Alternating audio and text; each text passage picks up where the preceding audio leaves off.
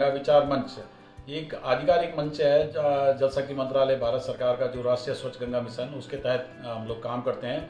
और जहाँ जहाँ से माँ गंगा जी बहती है इन 5 राज्यों से उत्तराखंड, उत्तर प्रदेश, बिहार, झारखंड और पश्चिम बंगाल, यहाँ हमारे मंच के कार्यकर्ता माँ गंगा जी के तटों पे स्वच्छता का अभियान चलाते हैं नित्य। हम लोग पिछले 2014 से लगातार माँ गंगा जी की स्वच्छता के ऊपर काम करते हैं। यूँ तो हम लोग पिछले 30 वर्षों से पर्यावरण के ऊपर, वृक्षारोपण के ऊपर, स्वच्छता के ऊपर काम करते हैं, लेकिन जब से नरेंद्र मोदी जी ने इस टास्क को अपने हाथ में लिया है तो हम लोगों को बल मिला है।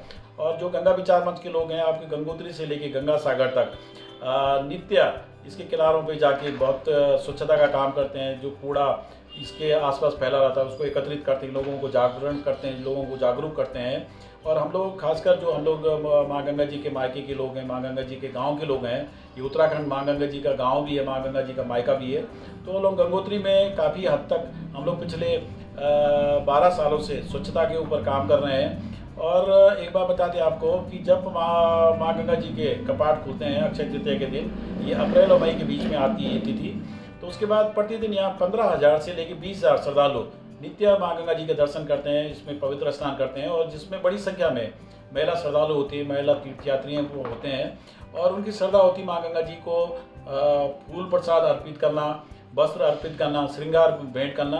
तो बड़ी संख्या में लोग माँ गंगा जी में वस्त्र दान करते हैं, श्रृंगार का सामान दान करते हैं, चूड़ी, बिंदी, कंघी, लिपस्टिक, शीशा, ये सब माँ गंगा जी की जलधारा में बहाते हैं। और उनको लगता है कि इससे उनको पुण्य मिल रहा है, लेकिन इन सब चीज़ों से माँ गंगा जी प्रदूषित होती है, क्योंकि सब केमिकल से बनी होती है। तो माँ गंगा जी इन सब से खुश न होकर व्यथित होती हैं।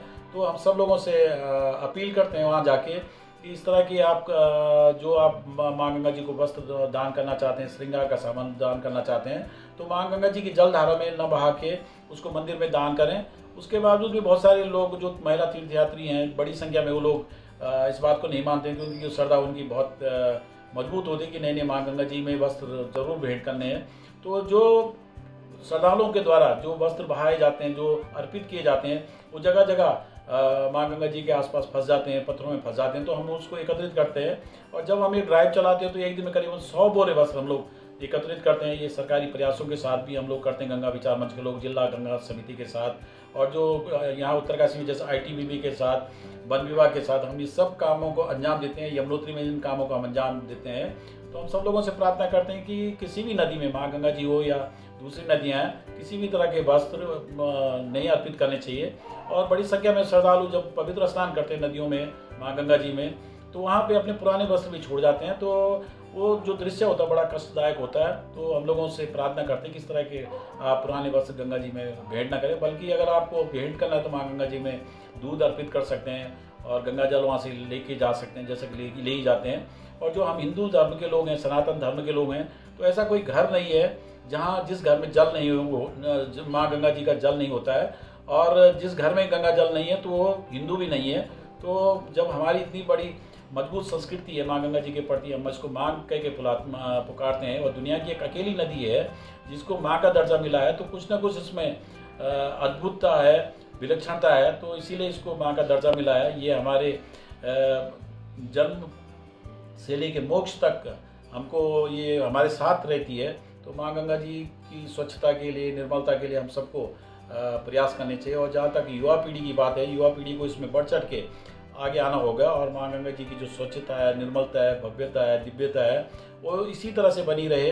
तो इसके लिए हम सबको प्रयास करना पड़ेगा, वरना एक दिन ऐसा आएगा कि, क्योंकि जैसे कहते हैं कि मैं उस देश का वासी हूँ जिस देश में गंगा बहती है, तो इस देश का जो पहचान है वो माँ गंगा जी से है।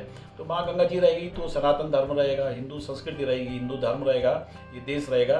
तो हम सबसे अपील करते हैं कि माँ गंगा जी की स्वच्छता के लिए जो प्रधानमंत्री जी का जो ड्रीम प्रोजेक्ट है, उनके साथ कदम से कदम मिलाकर आगे बढ़ें और माँ गंगा जी को स्वच्छ, निर्मल और अविरल बनाए रखें।